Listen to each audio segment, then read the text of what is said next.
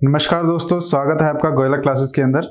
आज का जो हमारा लेक्चर रहने वाला है वो HCS प्रीवियस जो आपके एग्जाम आए हैं उसके अंदर 2022 के क्वेश्चन नंबर 5 के बारे में बात करेंगे, जो कि आपका GS के पेपर के अंदर आया था।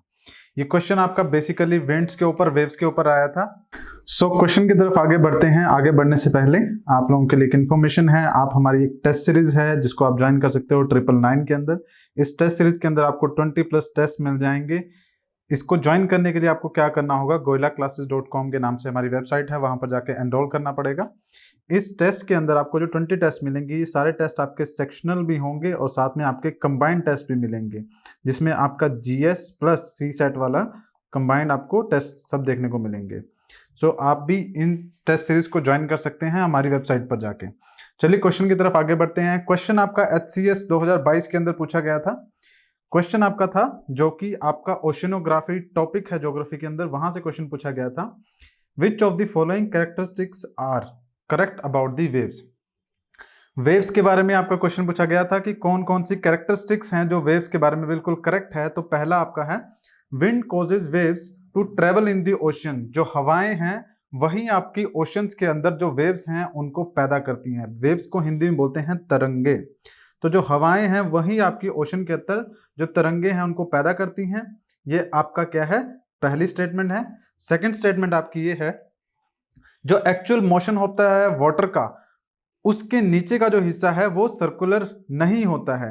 कहने का मतलब क्या है कि अगर ओशन के अंदर इस तरह से आपकी वेव्स उठ रही हैं तो इन वेव्स के नीचे क्या है, वाटर, तो वहां पर भी ट्रेवल कर रहा है। वो स्टेटमेंट सेकंड ये कह रही है कि वो सर्कुलर फॉर्म में नहीं होता है, कि मतलब अगर इस डायरेक्शन में आपकी विंड्स जा रही है तो पूरा का पूरा जो वाटर है सरफेस वाला और उससे नीचे वाला सारा एक ही डायरेक्शन में, इस डायरेक्शन में मूव करेगा। ये आपकी सेकंड स्टेटमेंट कह रही है। थर्ड स्टेटमेंट की बात करें, steep waves are not fairly young ones and are probably formed by the local winds.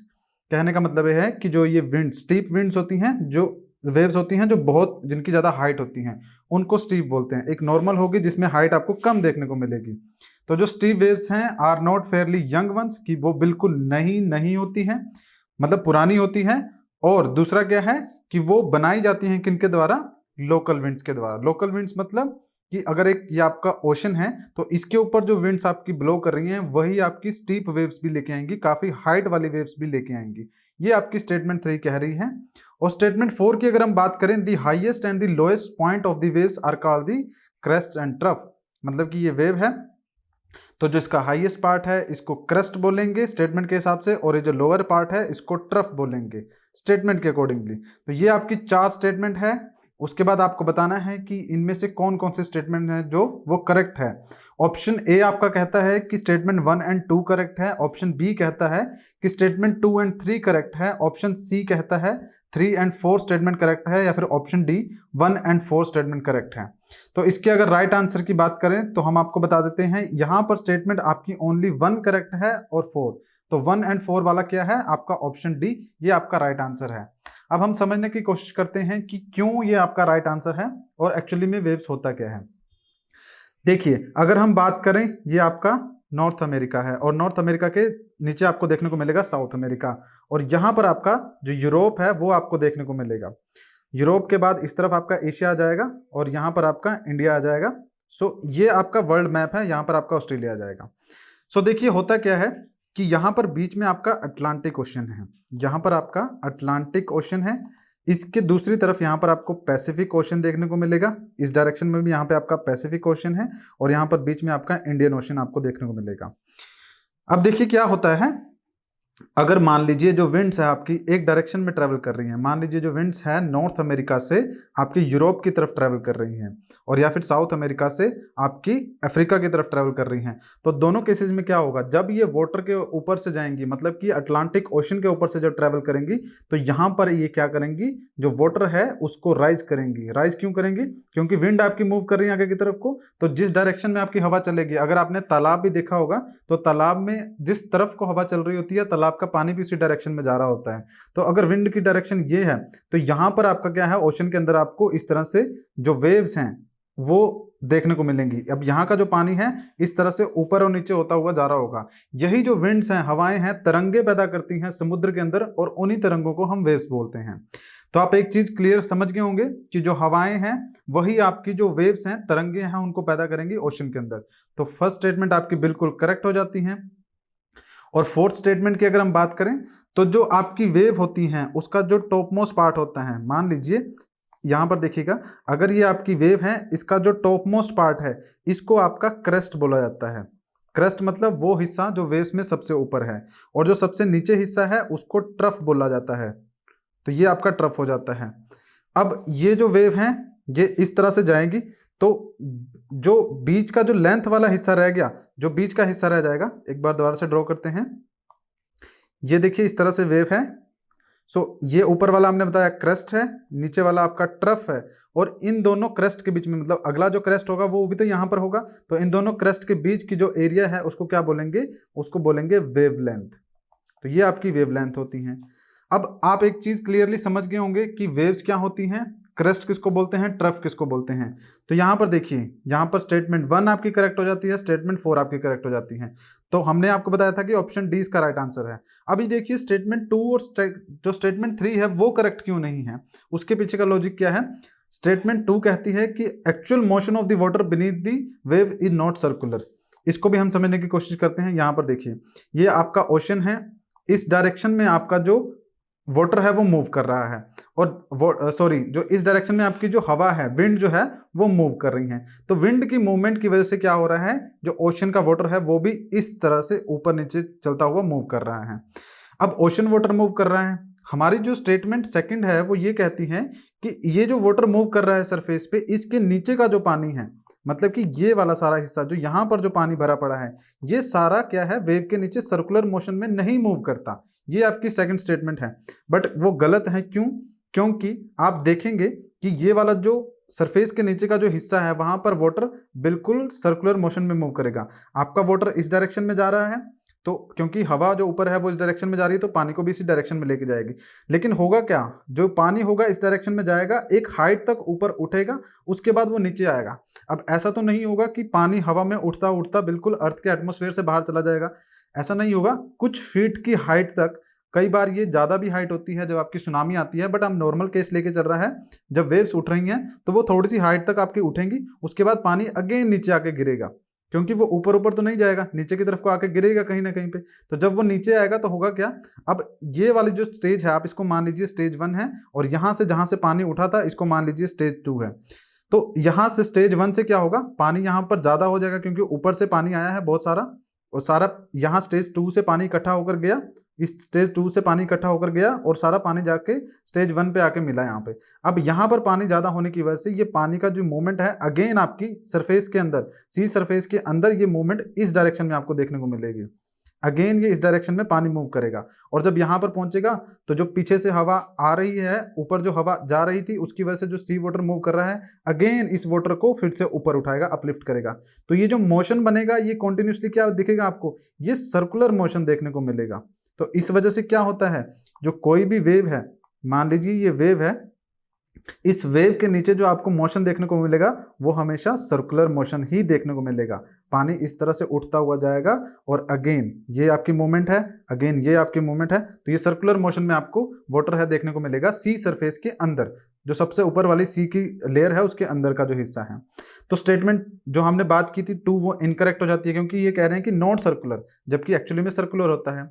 उसके बाद बात करें स्टेटमेंट 3 के बारे में, ये कह रहे हैं कि जो स्टीप वेव्स हैं, जो तीखी वेव्स हैं, या फिर जो ज्यादा हाइट वाली वेव्स हैं, वो यंग वेव्स होती हैं, not young waves, young waves नहीं होती हैं, और वो लोकल विंड्स के द्वारा आपकी बनाई जाती हैं या फिर उनके द्वारा बनती हैं।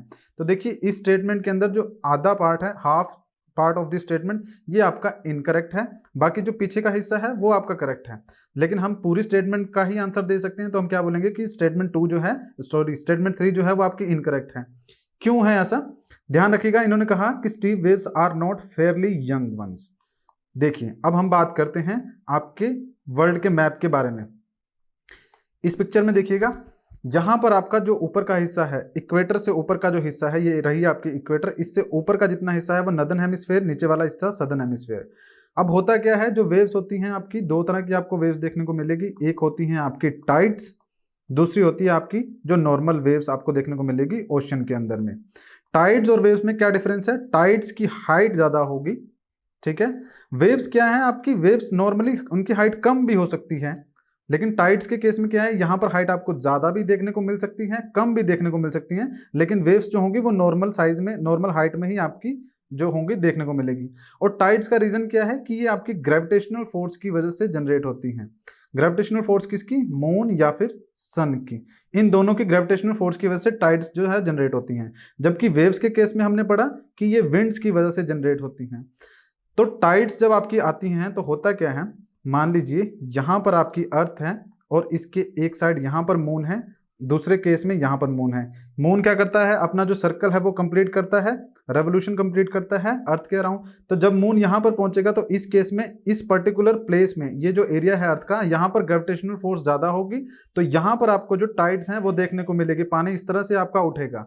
जब आपका मून इस डायरेक्शन में पहुंचेगा तो यहाँ पर ग्रेविटेशनल फोर्स ज्यादा होगी, तो यहाँ पे इस तरफ आपकी टाइड्स देखने को मिलेगी। लेकिन वेव्स के केस में ऐसा नहीं है। टाइड्स तो आपको देखने को मिल रही है दोनों डायरेक्शन में, यहाँ पर भी और यहाँ पर भी। तो हर एक दिन के अंदर आपकी जो अर्थ है उसमें अलग अलग प्लेसेस पे आपको टाइड्स देखने को मिलेगी। टाइड्स मतलब कि जो वाटर है वो ऊपर उठ रहा है जमीन से, बट रीजन क्या है उसका? ग्रेविटेशनल फोर्स की वजह से।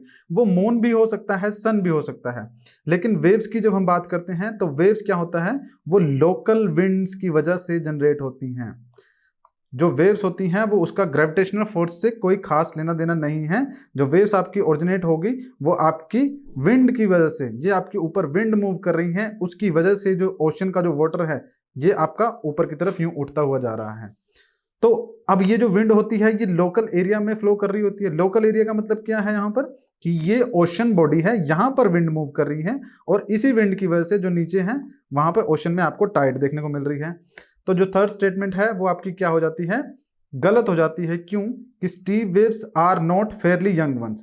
बिल्कुल ये आपकी यंग वंस होती हैं। हवा आपकी यहां से गुजरी और उसी टाइम पे ये जो वेव्स हैं वो जनरेट होंगी।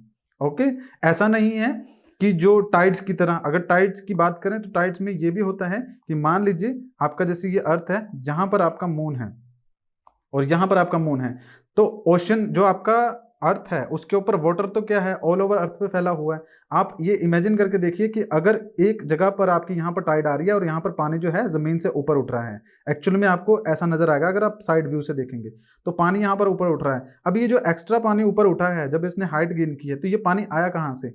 ये इन हिस्सों से, ये जो इधर वाले हिस्से हैं, यहाँ वाले जो हिस्से हैं, यहाँ से ही पानी मूव किया है। तो एक देखने को क्या मिलेगा कि अर्थ पर एक जगह टाइड आ रही होगी और दूसरी जगह आपको एब देखने को मिलेगा, जिसको हम क्या बोलते हैं? ज्वार और भाटा हिंदी में। टाइड्स का मतलब जब पानी हाइट पे होगा, एब का मतलब जब पानी आपका कम होगा। मतलब की बात करें, ये इंडिया का कोस्टल एरिया है, यहाँ पर जब टाइड आएगी तो पानी क्या होगा? कोस्टल एरिया के काफी अंदर तक घुस जाएगा। लेकिन जब एब आएगी, मतलब कि जब भाटा होगा, तो क्या होगा? पानी कोस्टल एरिया जहां पर पहले था पानी नॉर्मल केस में, वहां से भी पीछे उसका वाटर का लेवल देखने को मिलेगा। आपको यहाँ पर वाटर का लेवल देखने को मिलेगा, बीच में आपको यहाँ पर जो रेत है या फिर किनारा देखने को मिलेगा। तो टाइड के केस में क्या होता है? यहाँ पर टाइड आई तो यहाँ पर पानी ज्यादा है, यहाँ पर कम है, तो असर क्या है? एक जगह का यहाँ पर कुछ चेंजेस आ रहे हैं, उसकी वजह से आपको दूसरी डायरेक्शन में यहाँ पर या फिर यहाँ पर आपको चेंजेस देखने को मिल रहे हैं। लेकिन लोकल विंड्स जो आपकी स्टीप वेव्स होती हैं, जैसे कि मैंने आपको बताया, तो वो जो स्टीप वेव्स हैं आपकी, वो यंग वंस होती हैं। मतलब कि एक एरिया पे जो ऑलरेडी विंड ब्लो कर रही है उसी की वजह से वो जनरेट होगी। टाइड्स की वजह से या फिर ग्रेविटेशनल फोर्स की वजह से वो नहीं होंगी। सो आपकी ये जो स्टेटमेंट 3 है ये भी इनकरेक्ट हो जाती है। इसलिए आपका जो आंसर है वो ऑप्शन डी आपका करेक्ट आंसर बनेगा। 1 या 4 आपका जो ये बहुत स्टेटमेंट है ये करेक्ट है, बाकी 2 और 3 आपकी इनकरेक्ट है। आगे हम मूव करते हैं। देखिए, अब ओशन करंट के बारे में हम बात कर रहे थे, तो ओशन करंट को थोड़ा सा डिस्कस करने की कोशिश करते हैं। एक्चुअली में होता क्या है? Ocean currents are the continuous predictable directional movement of the sea water driven by the gravity, winds, Coriolis force and water density. देखिए, हम बात कर रहे हैं ओशन करंट्स के बारे में, तो इसमें ओशन करंट की जो मूवमेंट है ये 2 तरह की मूवमेंट होती है। मान लीजिए आपकी फ्लैट अर्थ है, इसमें मूवमेंट क्या है? ओशन वाटर की हॉरिजॉन्टल भी देखने को मिल सकती है या फिर आपको इसके अंदर वर्टिकल मूवमेंट भी देखने को मिल सकती है। या तो पानी एक डायरेक्शन में मूव करेगा, कहाँ से कहाँ? मान लीजिए ईस्ट टू वेस्ट या फिर वेस्ट टू ईस्ट मूव कर रहा है, ये आपकी हॉरिजॉन्टल मूवमेंट होगी। और एक मूवमेंट क्या है जिसको अपवेलिंग मूवमेंट भी बोलते हैं, कि ओशन बॉटम से, ये आपका बॉटम है ओशन का, यहां से सरफेस की तरफ को, सरफेस ऊपर वाला हिस्सा होता है, तो ऊपर की तरफ को जो आपका वाटर मूव कर रहा है ये आपकी वर्टिकल मूवमेंट हो जाती है। तो दो तरह की मूवमेंट आपको देखने को मिलेगी। ये किस वजह से होगी? ग्रेविटी की वजह से भी हो सकती है, विंड की वजह से भी हो सकती है, वाटर डेंसिटी की वजह से भी हो सकती है। तो ये आपको क्या है, दो तरह की मूवमेंट देखने को मिलेगी, जो हॉरिजॉन्टल में होगी और आपकी जो वर्टिकल में होगी वो अपवेलिंग्स डाउन वेलिंग्स होंगी। अगर पानी ऊपर आएगा तो अपवेलिंग, नीचे जाएगा तो downwelling. Ocean currents can be used can be caused by the wind density difference in the water masses caused by the temperature and salinity variation, gravity events such as the earthquake and or the storm। तो कई reason इसके बन सकते हैं कि किस वजह से आपका जो ओशन वाटर है वो मूव करेगा। ये कुछ आपकी इंपॉर्टेंट ओशन करंट्स हैं। ओशन करंट्स का मतलब क्या होता है? जो वाटर की मूवमेंट आपको कॉन्टिन्यूसली देखने को मिलेगी। हमने तीन चीजें यहाँ पे डिस्कस की हैं। क्या क्या डिस्कस किया है? हमने एक टाइड्स के बारे में पढ़ा, हमने वेव्स के बारे में पढ़ा और हमने ओशन करंट्स के बारे में पढ़ा। तीनों के बीच में अगर डिफरेंस की मैं बात करूं तो कोई खास बहुत बड़ा डिफरेंस नहीं है, बट बेसिक डिफरेंस की अगर हम बात करें, टाइड्स वो हैं जो कि जनरेटेड बाय द मून और द सन होती हैं। इनकी ग्रेविटेशनल फोर्स की वजह से जो सरफेस वाटर है वो राइज करता है, उसी को आपके टाइड्स बोलते हैं।